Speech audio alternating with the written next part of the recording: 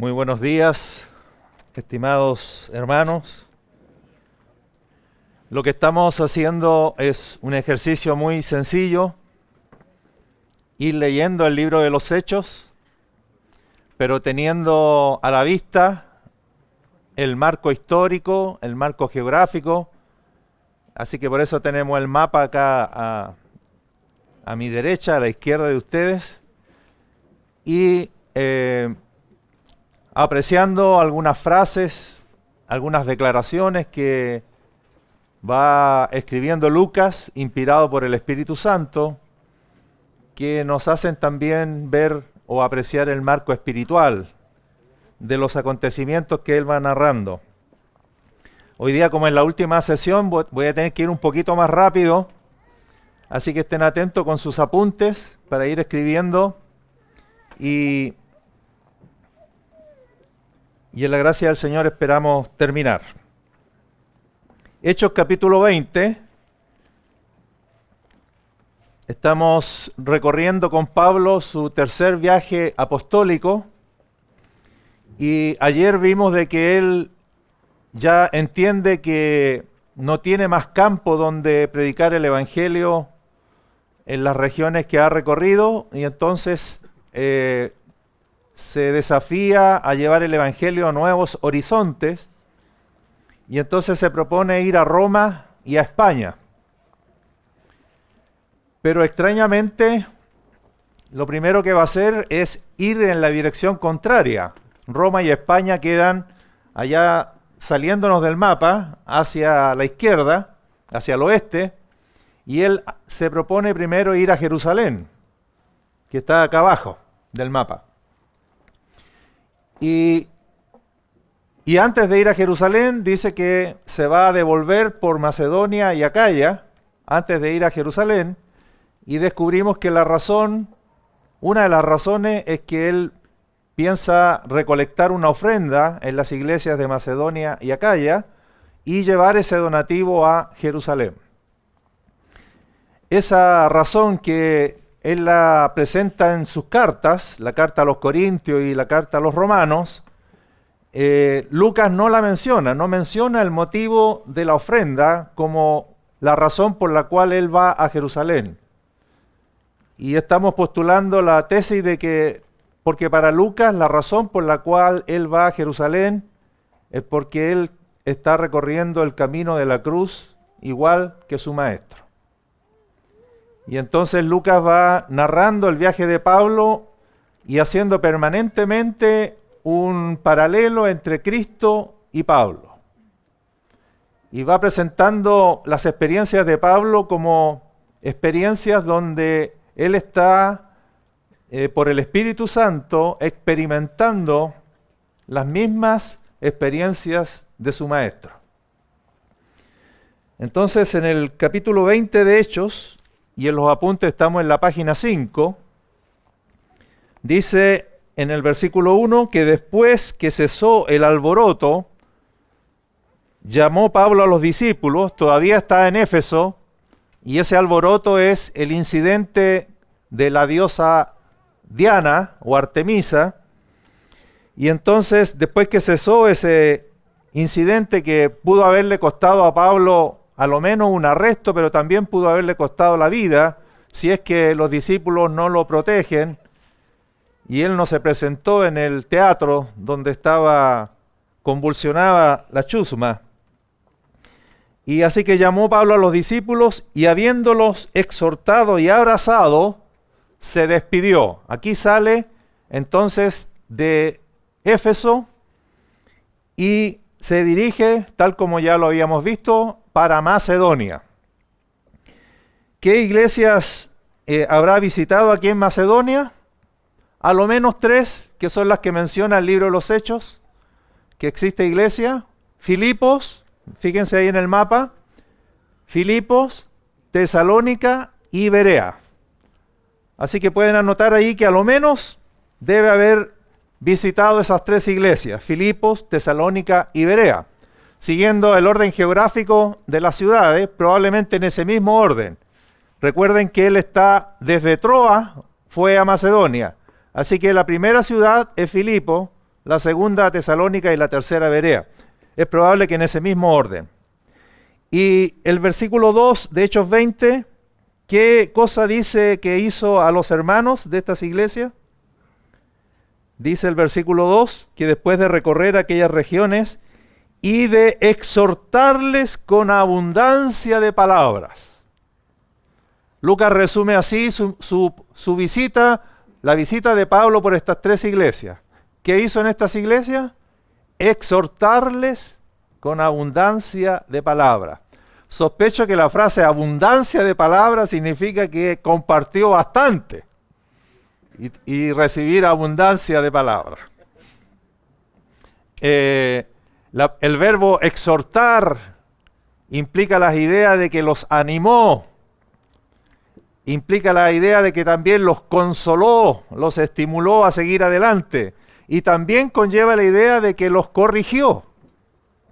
El verbo exhortar implica esas tres ideas principales: animar, consolar y corregir. Así que eso hizo, según Lucas, en su visita por las iglesias de Macedonia. Y luego dice que habiendo hecho eso, final del versículo 2, ¿a dónde llegó? ¿A qué región llegó después? A Grecia. Grecia es lo mismo que decir Acaya, ¿no? Sinónimo de Acaya. Y por lo tanto, si llegó a Grecia, ¿qué iglesia habrá visitado aquí? La iglesia de Corinto, que es la iglesia que está mencionada explícitamente en el libro de los Hechos. También en esta región de Acaya está Cencrea, y de Cencrea no se relata la fundación ni la plantación de esa iglesia, pero sabemos que hay iglesia en Cencrea, que también pertenece a Acaya.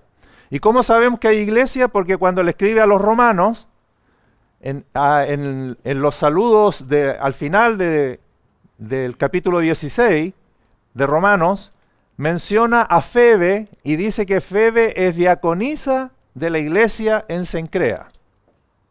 Así que por esa referencia de Romanos 16:1, sabemos que hay iglesia en Cencrea y esa iglesia tiene diaconisas y Febe es una de ellas, la hermana Febe, quien es probablemente la que lleva la carta a Roma, la carta de Pablo. ¿Cuánto tiempo se quedó en Corinto? Dice el versículo 3 de Hechos 20, después de haber estado allí 3 meses. Si volviéramos a leer el final de la carta de Pablo a los Corintios, la primera, él les había prometido una visita a los corintios y les había dicho que era probable que él pasara el invierno con ellos. Bueno, eso que leemos en la primera carta a los Corintios, al final, en el capítulo 16, se está cumpliendo aquí.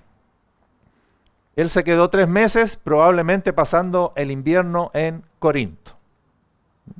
Así que él ha recogido las ofrendas en Macedonia y ahora está recogiendo o recolectando las ofrendas en la región de Acaya. Y desde ahí entonces, habiendo recogido las ofrendas, su plan era, desde Corinto, venir en línea recta a Jerusalén. Ese era su plan original. No dar más vueltas, sino que desde Corinto, ustedes ven que ahí hay un mar abierto, desde Corinto hasta Jerusalén, y probablemente casi en una línea recta, su plan era desde Corinto llegar a Jerusalén. Sospecho por un texto que vamos a mirar enseguida, de que él quería, al igual que su maestro, llegar durante la fiesta de la Pascua a Jerusalén. La última visita de Cristo a Jerusalén, donde él terminó en la cruz del Calvario donando su vida, fue durante la fiesta de la Pascua. Y Pablo, sospecho o intuyo que él tenía también esa intención de llegar a Jerusalén durante la fiesta. Algún incidente va a ocurrir en Corinto que va a trastocar los planes. Y eso también está relatado aquí en el versículo 3. Pero antes de eso, en esta estadía en Corinto, que dijimos que duró 3 meses de estar allí. Durante estos 3 meses, el apóstol Pablo escribió la carta que ha sido objeto de este entrenamiento, la carta a los romanos. Así que lo tengo ahí en los apuntes, en negrita, en cursiva y subrayado. ¿Lo ven? Y entonces en Corinto es aquí donde Pablo escribió su famosa carta a los romanos. Así que si yo les pidiera que pongan, dijimos que hay 4 cartas en este periodo que Pablo escribió, Primera de Corintios, Segunda de Corintios, la carta a los romanos y la carta a los gálatas. Si yo les digo que las pongan en orden cronológico, ¿cuál es el orden cronológico? A la luz de lo que hemos visto. ¿Cuál es la primera que escribió? La primera que escribió es Primera de Corintios, ¿dónde? En la ciudad de Éfeso. Eso ya lo demostramos. La segunda carta en orden cronológico es Segunda de Corintios. ¿Por qué? Porque sabemos que la escribió en Macedonia. Y a Macedonia fue después de Éfeso. Y Segunda de Corintios va después de Primera de Corintios. Así que en orden cronológico es Primera de Corintios, Segunda de Corintios, y como Romanos la escribió en la ciudad de Corinto, entonces sabemos que Romanos fue en orden cronológico escrita en tercer lugar. Y de la que no sabemos dónde va, si va primero que estas 3 o al último de estas 3, en la carta a los Gálatas. Porque no hay referencia ni histórica sí, pero geográfica no hay, como para saber desde dónde la escribió y en qué orden. Pero sacando a Gálatas, queda demostrado muy ciertamente de que el orden cronológico es ese. Primera de Corintios, Segunda de Corintios y Romanos.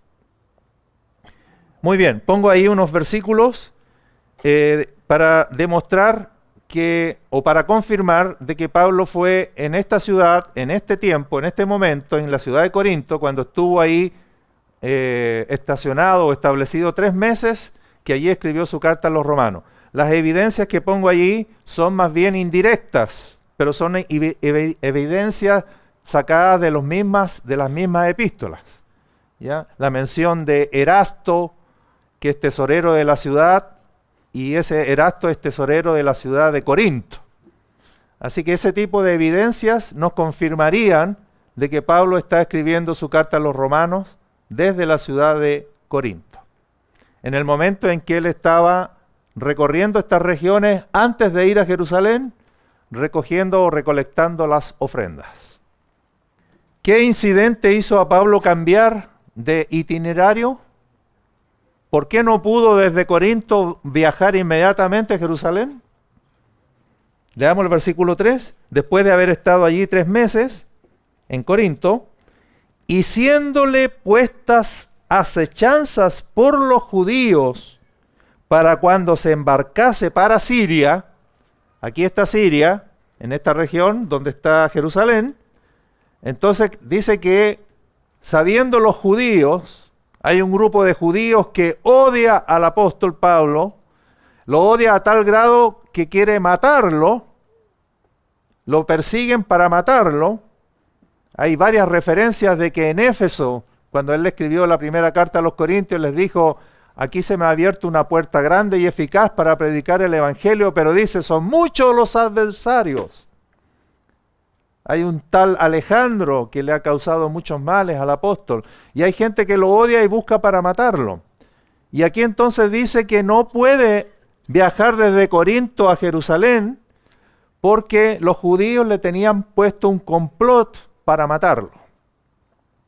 ¿En qué momento? En el momento en que desde Corinto se embarcase para ir a Siria, o en otras palabras, para ir a Jerusalén. Menciona Siria por causa de las rutas de navegación, o si no habría dicho Jerusalén. Por lo tanto, ahora, ¿cómo se enteró Pablo?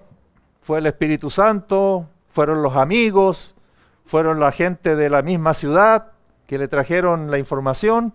El asunto es que el apóstol no puede viajar desde Corinto a Siria, y ¿qué es lo que hace entonces? Cambia el itinerario y se devuelve por Acaya, por Macedonia, y hace el viaje de vuelta. Por eso el mapa se mezclan ahí las flechas, porque el mismo recorrido de ida se va a convertir en el recorrido de vuelta por causa de este complot. Estos judíos vienen siguiendo a Pablo desde Éfeso. En Éfeso ya lo querían asesinar.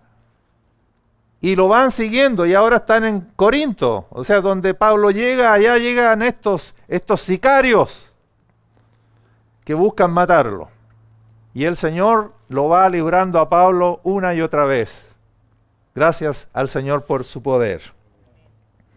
Muy bien, entonces se tiene que devolver por Macedonia. En otras palabras, desde Corinto vuelve a subir a Berea, Tesalónica, Filipo. ¿Y dónde va a ser otra vez centro de parada? Van a llegar a Troas. Ya pasó por Troas, ahora de vuelta de nuevo va a pasar por Troas. Seguramente los hermanos de Macedonia dijeron aleluya, porque no esperaban que nuevamente tan rápido le hiciera una visita, pero ahí está de nuevo el apóstol Pablo pasando por estas iglesias y seguramente exhortándoles con abundancia de palabras. Ahora, hermano, aquí hay un hecho importante.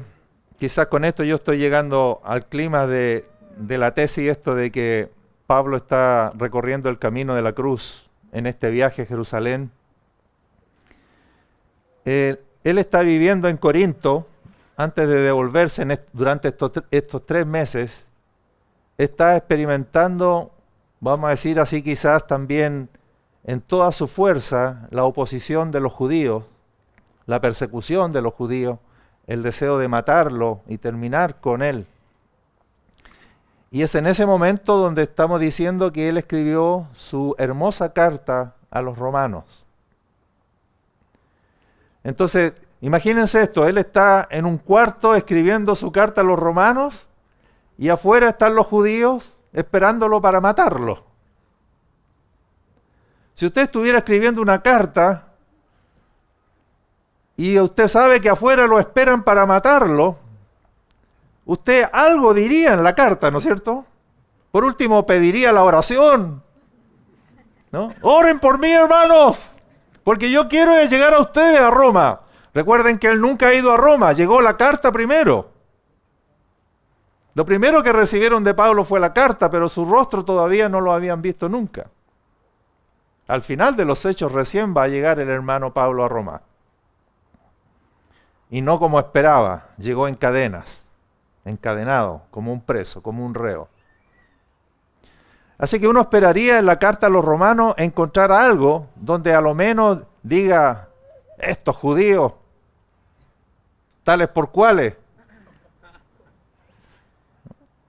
Alguna encomendarlo al Señor, que el Señor, en otras cartas, a algunos le echa sus improperios espirituales, porque todos son espirituales, ¿no? ¿Recuerdan la carta a los Gálatas cuando les dice a esos judaizantes, les dice, ojalá se castrasen esos? Ahí no está lleno de gozo del Espíritu Santo, está bien enojado el hombre. Y no era para menos. Y entonces quiero que leamos un párrafo de la carta a los romanos, donde lejos de encontrar lo que uno esperaría encontrar en un hombre que está escribiendo una carta preciosa, pero aquí afuera están los judíos esperando que salga para matarlo, uno esperaría encontrar otra cosa, y esto realmente a uno lo conmueve.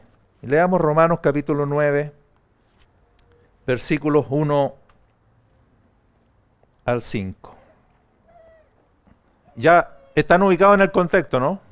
Imagínense a Pablo en un cuartito oscuro ahí con una velita escribiendo su carta o dictando su carta porque el hermano Tercio es el que la está escribiendo y él sabe que afuera hay un complot que lo espera para asesinarlo. ¿Y quiénes son esos que lo están esperando para asesinarlo? Sus compatriotas, la gente de su raza. Y dice en el capítulo 9 a los romanos, verdad digo en Cristo, no miento, y mi conciencia me da testimonio en el Espíritu Santo. O sea, para que los romanos le crean que lo que va a decir es verdadero, que no está mintiendo, pone por testigo al Espíritu Santo. ¿Qué cosa dice? Que tengo gran tristeza y continuo dolor en mi corazón. ¿Está enojado? ¿Tiene odio? ¿Siente rencor? No. Dice, tengo gran tristeza y continuo dolor en mi corazón. La NBI dice, me invade una gran tristeza y me embarga un continuo dolor. Y entonces dice algo, hermano, que es tremendo, que solo alguien que conoce al Señor Jesucristo profundamente puede decirlo. Porque deseara yo mismo ser anatema. No cualquiera puede decir eso. Porque deseara yo mismo ser anatema. ¿Qué significa anatema? Separado de Cristo, por amor a mis hermanos, los que son mis parientes según la carne. Y esto explica entonces la verdadera razón por la cual él va a Jerusalén. Que no es la ofrenda es como la excusa espiritual, por supuesto. No le vamos a restar valor al gesto de la ofrenda, pero hay algo que está moviendo a Pablo a ir a Jerusalén que es mucho más profundo que la ofrenda. ¿Qué cosa es? Que él quiere ganar a los de su raza para Cristo. Que él quiere compartirles el tesoro que él tiene. Él quiere llevarles la buena noticia del Evangelio. Y dice, estoy tan dispuesto a hacerlo, estoy tan decidido a hacerlo, que yo mismo aceptaría ser separado de Cristo. La palabra anatema quiere decir maldecido, un maldito. La NBI dice, desearía yo mismo ser maldecido y separado de Cristo por el bien de mis hermanos, los de mi propia raza. Así que aquí, hermano, no solo nos encontramos que Pablo no tiene rencor, no hay odio contra sus compatriotas, hay un profundo amor que lo hace estar triste y tener un dolor, porque dice, yo estoy dispuesto no solo a dar mi vida para que ellos reciban el Evangelio, la buena noticia. Ustedes saben que el ministerio de Pablo se ha desarrollado casi exclusivamente entre los gentiles. Y él siente que hay una deuda con los de su raza. Él ama a los judíos. Él ama a sus compatriotas y les quiere llevar el Evangelio. Bendito sea el Señor. En Hechos, adelantémonos un poquito, cuando él está contando su testimonio, en Hechos capítulo 22, si usted le preguntara a Pablo en su humanidad, ¿qué le habría gustado más, tener un ministerio entre los judíos o entre los gentiles? Él habría dicho entre los judíos. Y cuando está relatando su conversión, Hechos capítulo 22, versículo 17, después de que chocó con Cristo en camino a Damasco, porque ese fue un choque, dice que en el 17, Hechos 22, 17, y me aconteció vuelto a Jerusalén que orando en el templo me sobrevino un éxtasis, y le vi al Señor que me decía, date prisa y sal prontamente de Jerusalén, porque no recibirán tu testimonio acerca de mí. O sea, recién convertido Pablo, el Señor se le aparece y le dice, no te preocupes de evangelizar a los judíos, sal prontamente de Jerusalén, porque ellos no van a recibir tu testimonio acerca de mí. Y entonces le dice en el 21, pero me dijo, ve porque yo te enviaré lejos a los gentiles. Así que Pablo supo desde el comienzo de su ministerio que él no tendría un ministerio entre los judíos, sino entre los gentiles. Pero aquí en Romanos capítulo 9, Él nos ha hecho saber su corazón. Y su corazón es que Él ama profundamente a los de su raza. Él está lleno del amor de Cristo y si algo anhela es llevarles el Evangelio también a ellos. Así que el viaje a Jerusalén,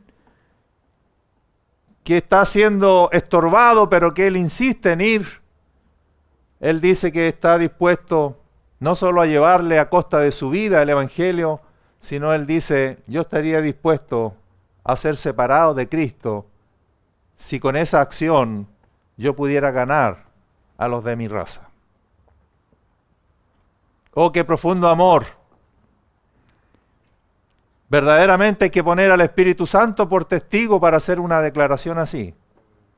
Solo 3 hombres en la Escritura han dicho una cosa así. Pablo, que lo estamos leyendo, Moisés en el Antiguo Testamento, cuando intercede por Israel, él también le dice a Dios, Dios, y si no los vas a perdonar, entonces ráeme de tu libro. Bórrame del libro de la vida. Moisés en el Antiguo Testamento, Pablo en el Nuevo Testamento. ¿Y quién es el tercero? Nuestro Señor Jesucristo. Y Él no lo dijo, Él no lo deseó, Él lo hizo. Él fue hecho maldición por nosotros. Él fue hecho anatema por nosotros. Él experimentó la muerte espiritual en la cruz del Calvario cuando el Padre quitó su rostro de Él.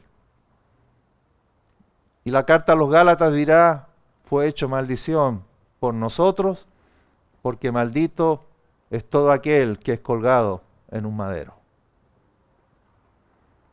Y gracias a que nuestro Señor fue hecho anatema, nosotros tenemos vida.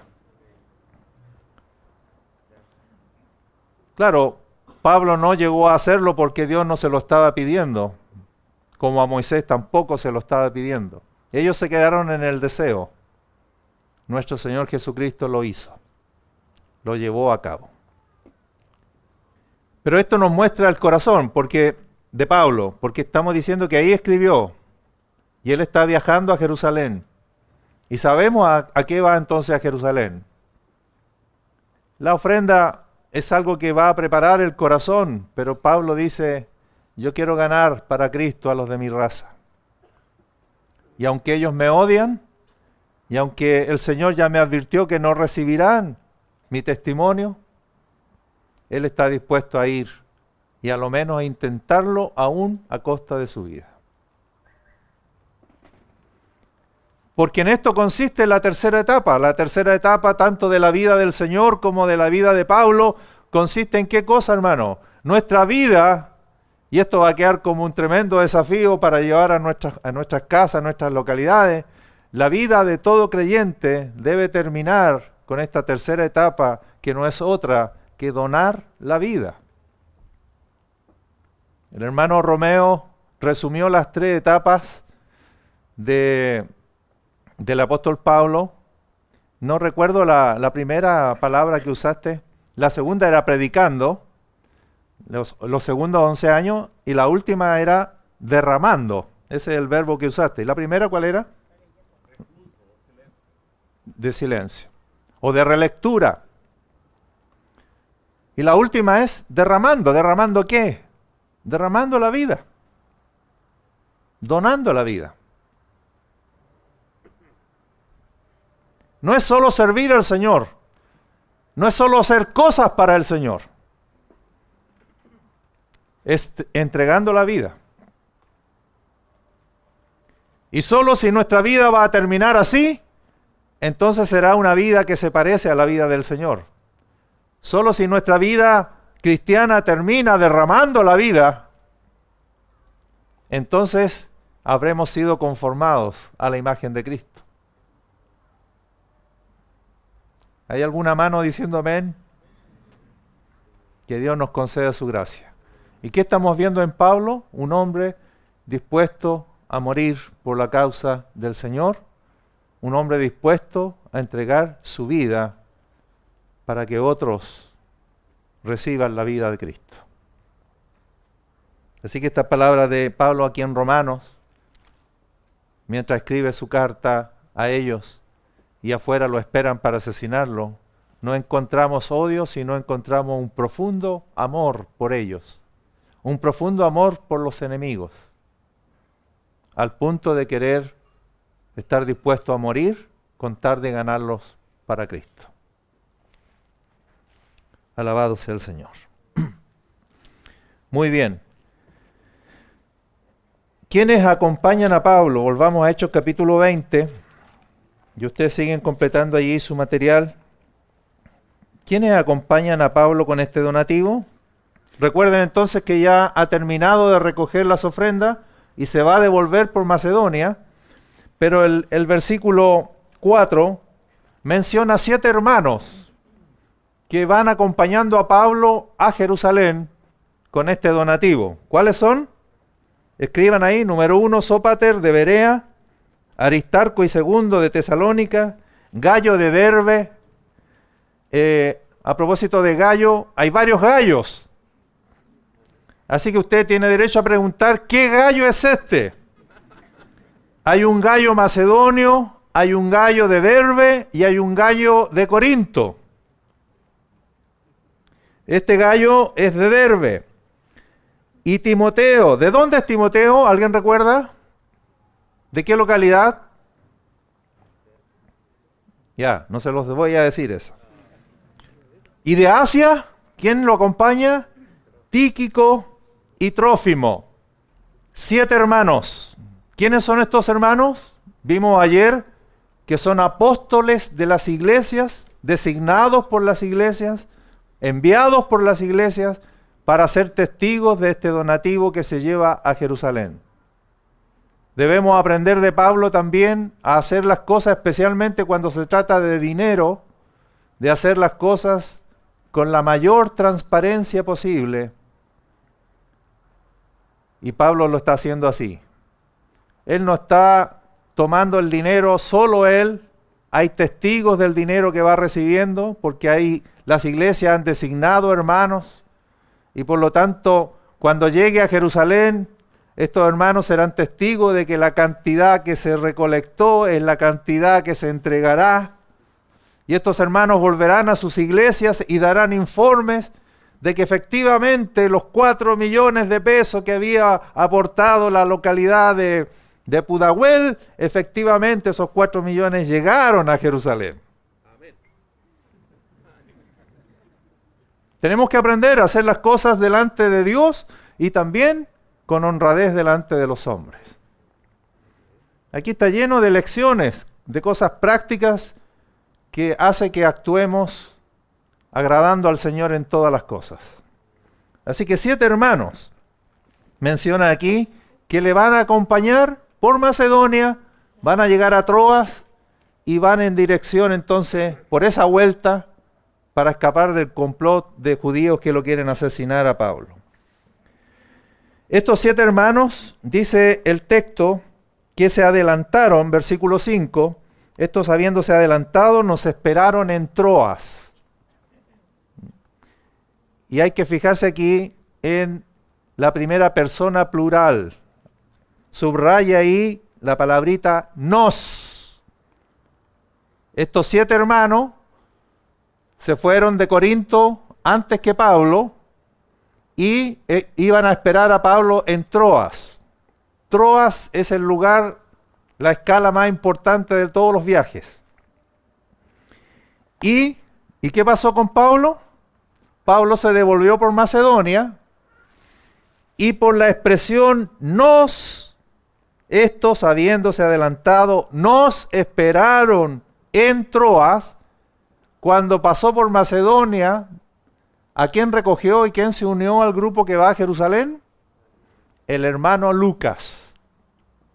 ¿Y dónde estaba Lucas? Lucas estaba donde lo había dejado Pablo la primera vez que pasó por ahí. ¿Dónde se había unido Lucas al apóstol Pablo aquí en Troas en el segundo viaje. Y de Troas en el segundo viaje se fueron a Filipos.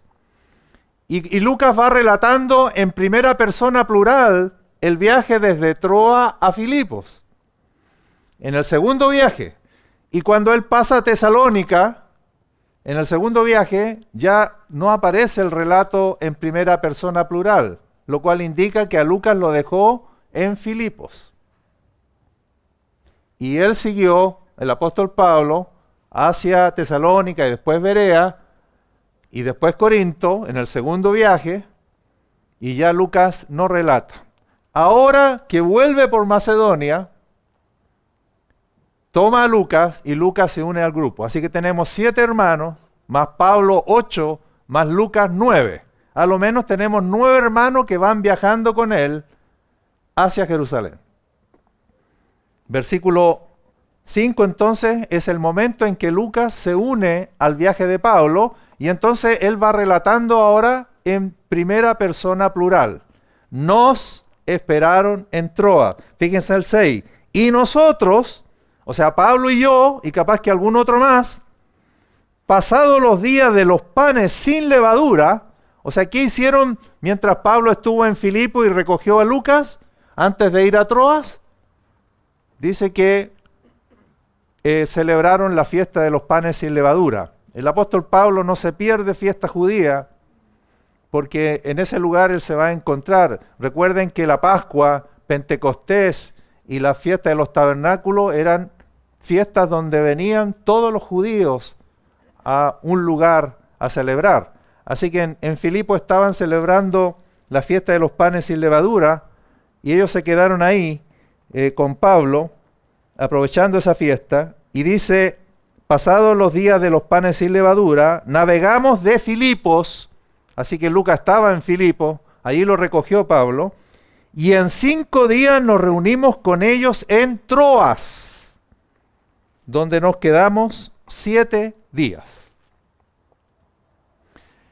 Importante la mención de los 5 días, porque quiere decir que el viaje desde Filipos hasta Troas, que dice acá, navegamos, o sea que lo hizo en barco. Fijarse eso, fijarse en los verbos zarpando, porque las ciudades se pueden recorrer por tierra o por mar. Aquí dice navegamos, y el viaje en barco desde Filipo a Troas duró 5 días, para que vayamos tomando una idea, ¿no? ¿Cuántos kilómetros habrá entre Filipo y Troas? No parecen mucho. Hoy día capaz que en auto los recorreríamos en un par de horas.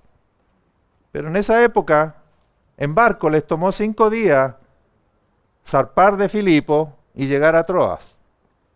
Y se quedaron en Troas 7 días. ¿Por qué? Porque en Troas hay iglesia, aunque no está relatada la plantación de esa iglesia ni la fundación de esa iglesia.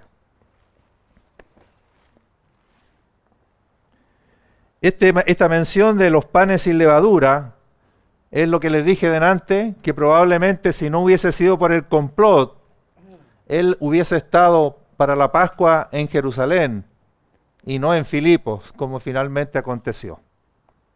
En este deseo de experimentar, de recorrer el camino que su maestro recorrió, Pablo quiso probablemente llegar a Jerusalén también durante la fiesta de la Pascua. Pero para no perderlas todas dijo, pero voy a llegar igual en otra fiesta. Y llegó cuando Jerusalén celebraba otra fiesta. ¿Cuál es esa otra fiesta? Pentecostés. Y eso es un dato importante, porque si en Filipo se estaba celebrando la Pascua, y él va a llegar finalmente a Jerusalén durante la fiesta de Pentecostés, quiere decir que pasaron a lo menos 2 meses y medio entre Filipos y finalmente la llegada a Jerusalén. Ahí tenemos otra idea de tiempo. 2 meses y medio desde que salió de Filipos hasta que llegó a Jerusalén.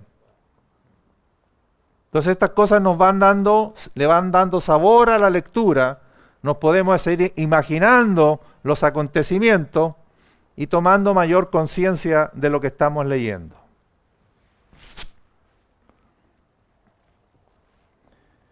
Desde Troa entonces, ¿cuál fue el itinerario de la navegación? Escriban allí: Asón, Mitilene, Quío, Samos, Trogilio y Mileto. Y ahí es importante la parada en Mileto. Todos esos lugares que mencionamos son unos lugares chiquititos ahí, pero Mileto está aquí abajo, al lado de Éfeso, un puerto. Pablo de vuelta no pasó por Éfeso. ¿Por qué no pasó por Éfeso? Porque quiere estar en Pentecostés en Jerusalén. Y dijo, si paso a Éfeso, allí los hermanos, y voy a hacer un entrenamiento a los jóvenes, y la cosa se va a alargar, y no voy a llegar a Pentecostés, a Jerusalén. Así que pasó de largo de Éfeso y se quedó en Mileto. ¿Y qué hizo estando en Mileto? 20:17. Enviando pues desde Mileto a Éfeso, hizo llamar a los ancianos de la iglesia. Aprovechemos este texto 20:17 para decir un par de cosas aquí. La palabra iglesia está en singular y la palabra anciano está en plural. Hizo llamar a los ancianos de la iglesia en Éfeso. Éfeso es una localidad y por lo tanto, ¿cuántas iglesias debe tener una localidad? Una sola iglesia. Pero ¿cuántos ancianos deben gobernar sobre una iglesia local? Varios. Pluralidad. Pluralidad de ancianos y singularidad de iglesia. Una iglesia por localidad y ancianos en plural gobernando o pastoreando en esa iglesia. Y entonces, como no quiso pasar por Éfeso, pero llamó a los ancianos que vinieran a reunirse con él en Mileto, él les hace un recuento de todo su ministerio, que no tenemos tiempo para examinarlo aquí, pero es un párrafo precioso para saber cómo fue el ministerio de Pablo en la ciudad de Éfeso. Nosotros ya estudiamos el capítulo 19 para ver eso, pero este párrafo habría que agregarlo para saber toda la labor de Pablo en la ciudad de Éfeso. Y quiero destacar solo algunas cosas, como por ejemplo el versículo 22, donde dice, ahora he aquí, ligado yo en espíritu, voy a Jerusalén, sin saber lo que allá me ha de acontecer. Registren la expresión ligado yo en espíritu. En la Reina Valera, espíritu está con minúscula, pero en otras versiones está con mayúscula. Y como les dije ayer, para mí, cualquiera de las dos maneras es igual. Recuerden estas frases. En el 19:21, cuando él estaba en Éfeso, en el clima de su ministerio, dice, se propuso en su espíritu ir a Jerusalén. Ahí también está espíritu en la Valera con minúscula, pero podría estar con mayúscula. Se propuso en su espíritu ir a Jerusalén. Aquí dice, ligado yo en espíritu. También vimos ayer la expresión, no tuve reposo en mi espíritu, cuando no encontró a Tito en Troas. ¿Qué está diciendo Pablo con esta expresión, ligado yo en espíritu? La palabra ligado significa atado. Atado. ¿Qué nos querrá decir Pablo con esta expresión? ¿Qué experiencia espiritual nos estará revelando con esta expresión? Ligado, atado yo en el espíritu. Obligado, impelido por el espíritu. Estoy impulsado por el espíritu a ir. Tal como su maestro estuvo impulsado a ir a Jerusalén a dar la vida. Y el versículo 23 dice, no sé lo que me ha de acontecer, salvo que el Espíritu Santo por todas las ciudades me da testimonio, diciendo que me esperan prisiones y tribulaciones. Y si el Espíritu Santo le da testimonio de que allá lo esperan prisiones y tribulaciones, ¿por qué va? ¿Para qué va? Yo, como no soy tan espiritual como Pablo, ni estoy tan crecido como él, a mí si el Espíritu Santo me avisa que allá me esperan prisiones, suspendo el viaje inmediatamente.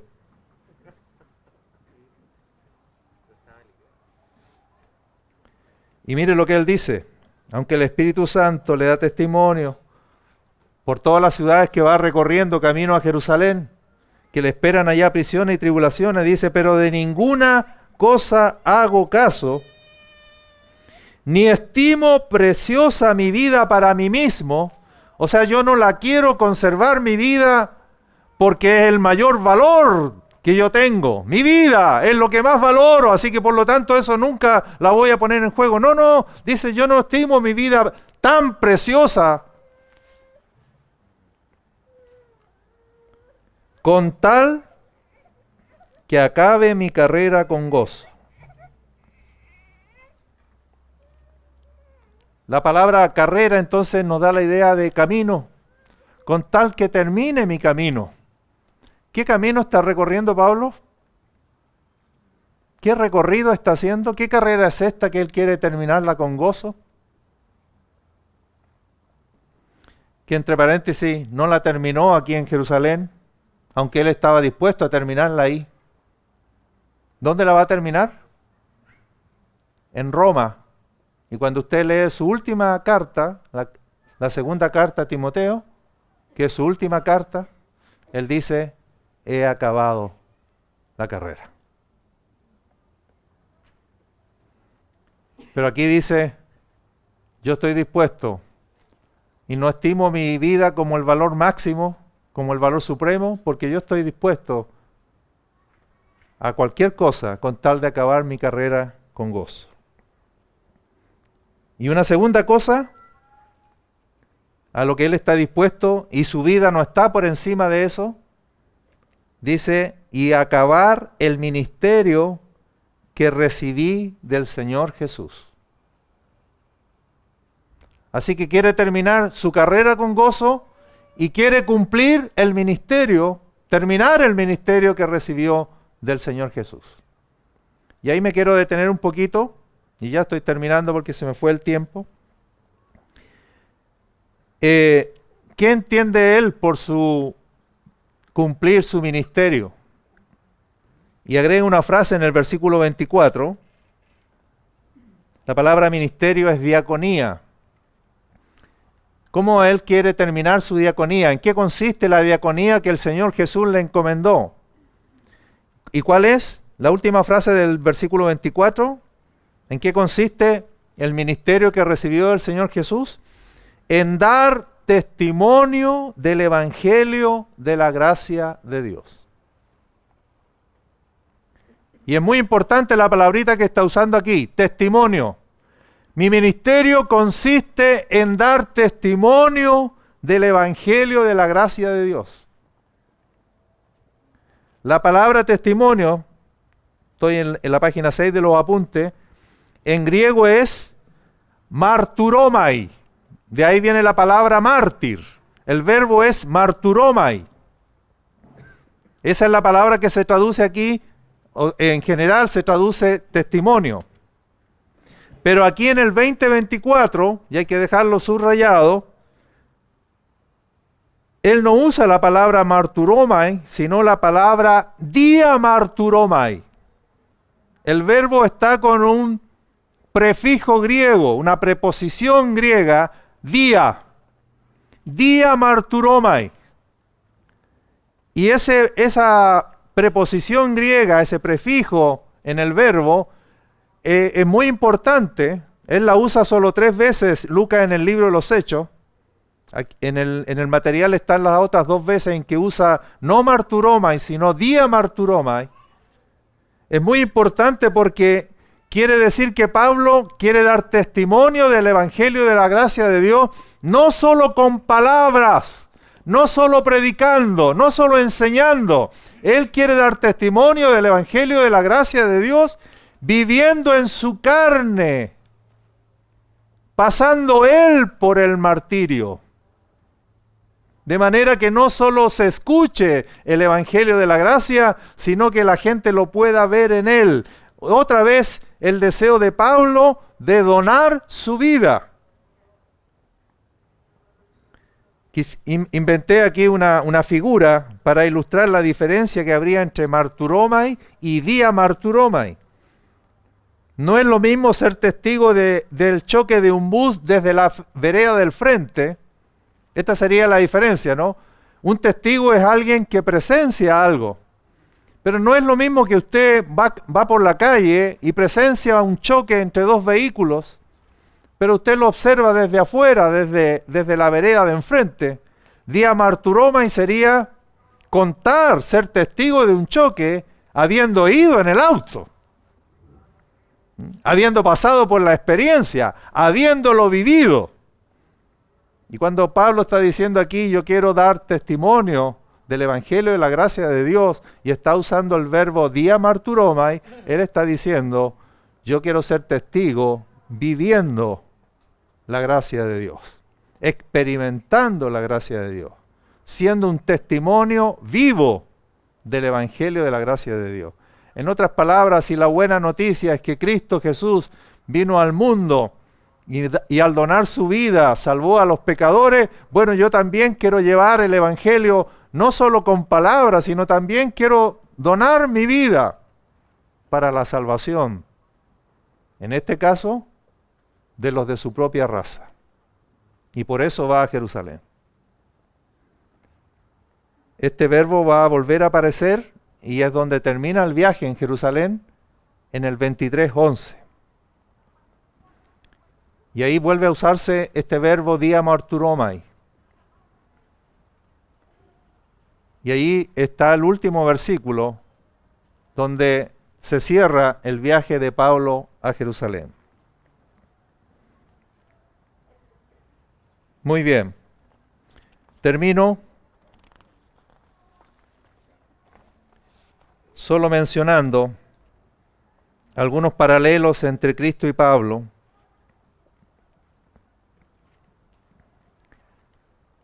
Él, después de Mileto, como ustedes ven ahí en el planito, en el mapa, él logra entonces llegar a Siria, y las ciudades son Tiro, Tolemaida, Cesarea y Jerusalén. Y en ese recorrido, Tiro, Tolemaida, Cesarea, Jerusalén, aparecen varias cosas que llaman la atención y que nos hacen pensar en la experiencia del Señor, de su Maestro. Por ejemplo, en Cesarea se presentó Agabo, un profeta, que decía por el Espíritu que en Jerusalén a Pablo lo atarían, los judíos lo arrestarían y lo entregarían en manos de los gentiles. ¿A quién le había ocurrido anteriormente eso? ¿A quién le ocurrió que los judíos lo arrestaron y lo entregaron en manos de los gentiles? A su Maestro. Al Señor en el Getsemaní lo arrestaron los judíos y luego lo entregaron a Poncio Pilato. Y Agabo profetiza que eso mismo le va a pasar a Saulo. Entonces dice, el relato es muy interesante porque dice, todos los de su equipo, y ya hemos mencionado como 9 personas que lo van acompañando, le empiezan a decir, Pablo, no subas a Jerusalén. ¿Eso les recuerda alguna escena de la vida de Cristo? Cuando el Señor les dijo, voy a Jerusalén y allá voy a ser muerto, pero al tercer día voy a resucitar. Esa frase nunca la escucharon, la última. ¿Recuerdan qué pasó? Apareció el primer papa, Pedro, y le dice, Señor, no. Y ahora es todo el equipo el que le está diciendo lo mismo a Pablo, lo mismo que Pedro le dijo a su Señor. Señor, que no te acontezca tal cosa, no subas. ¿Y qué hizo el Señor Jesucristo? Lleno de amor. ¿Y qué hace Pablo aquí? Le dice, ¿qué hacen ustedes quebrantándome el corazón? Como que las escenas se repiten.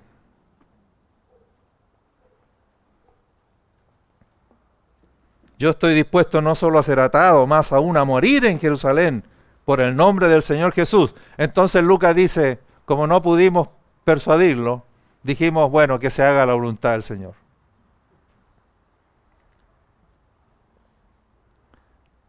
¿Se equivoca Pablo si el Espíritu le va advirtiendo que no suba a Jerusalén?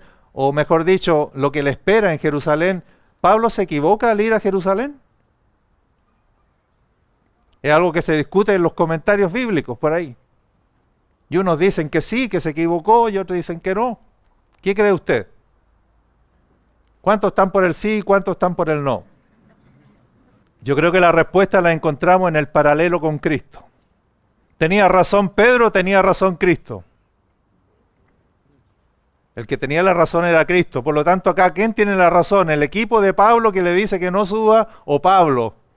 Que al igual que Cristo está dispuesto a ir y no solo a ser arrestado, sino a morir. ¿Se dan cuenta lo hermoso de los paralelos que se van haciendo, no? La vida de Cristo reproduciéndose en Pablo por medio del Espíritu Santo.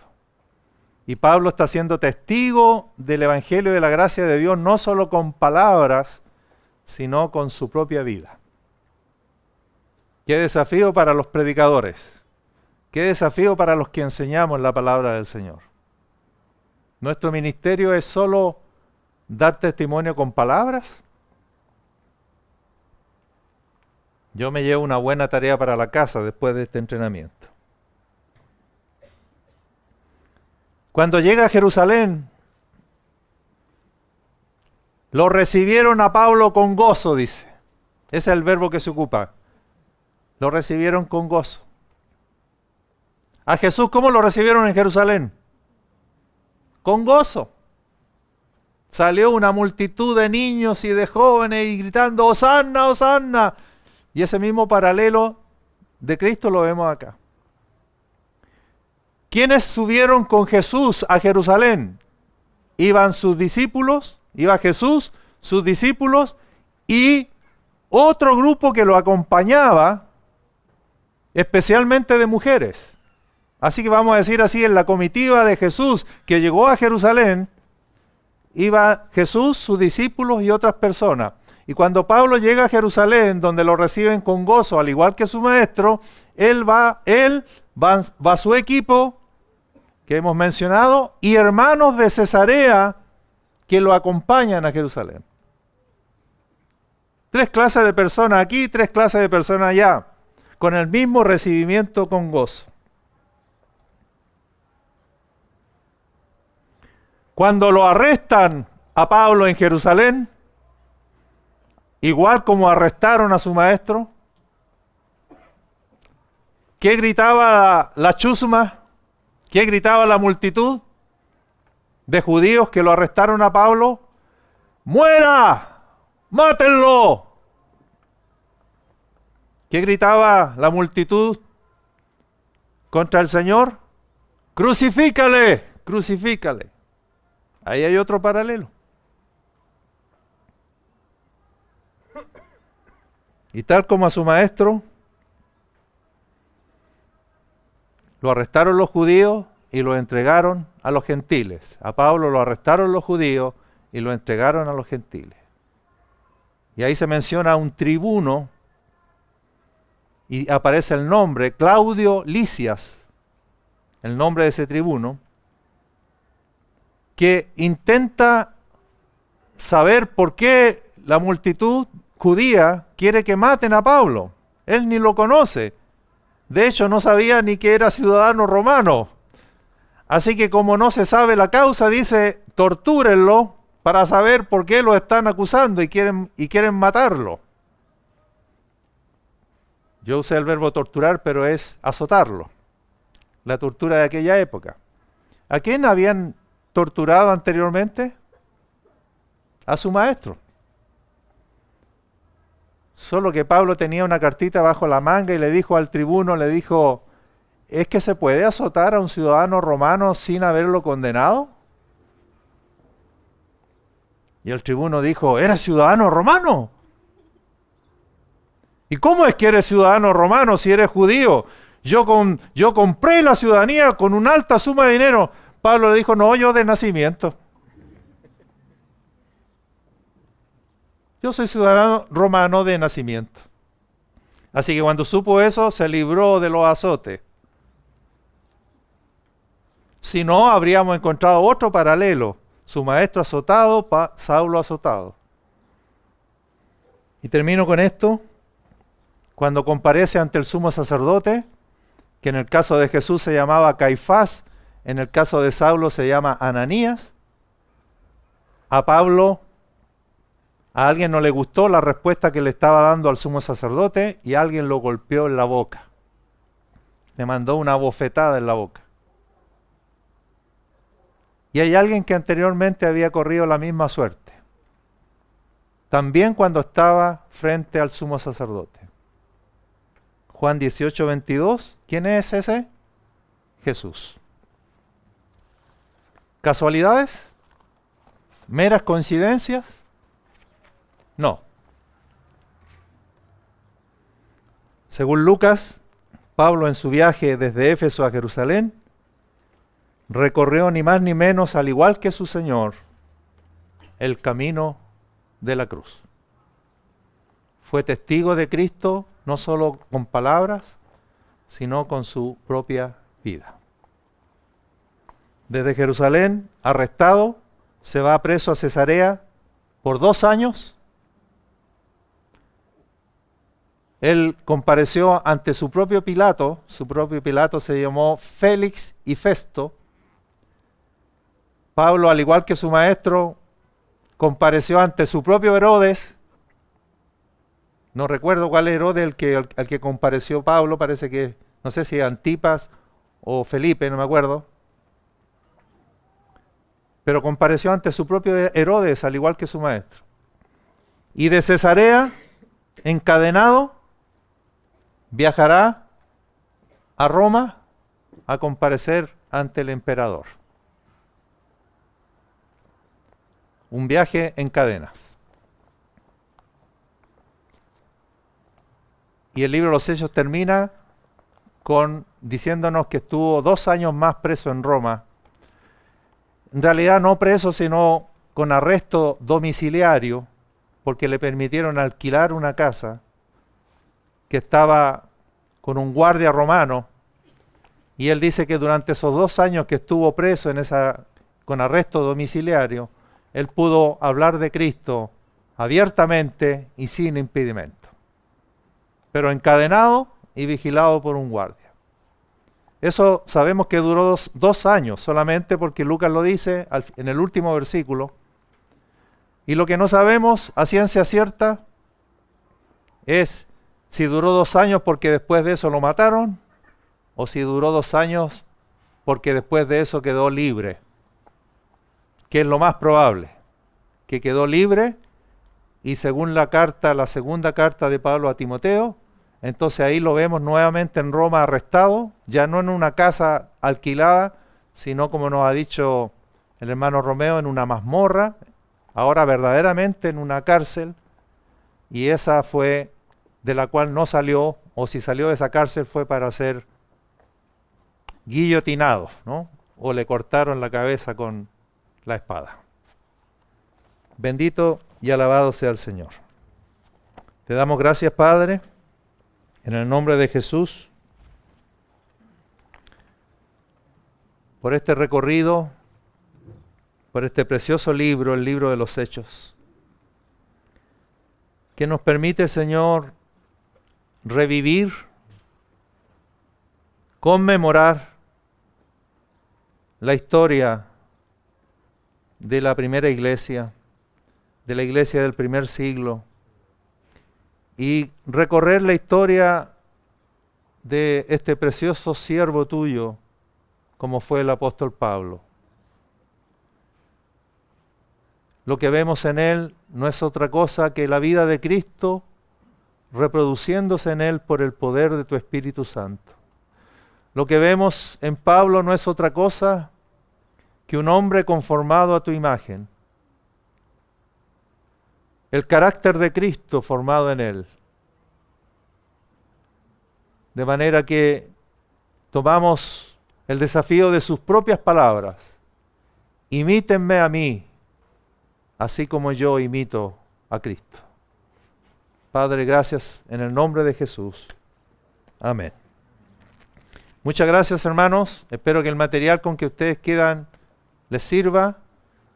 Pueden repasar con un mapita, viajen, hagan los viajes de Pablo, vayan ciudad por ciudad, midan cuántos kilómetros hay de una ciudad a otra. Imagínense esa distancia recorriéndola a pie. Suban a los barcos, lean cómo eran esos barcos. ¿Existían barcos de pasajeros? ¿Cómo se viajaba? ¿Era un crucero? Cosas importantes que nos permiten hacer vívido el relato de este precioso libro. Muchas gracias.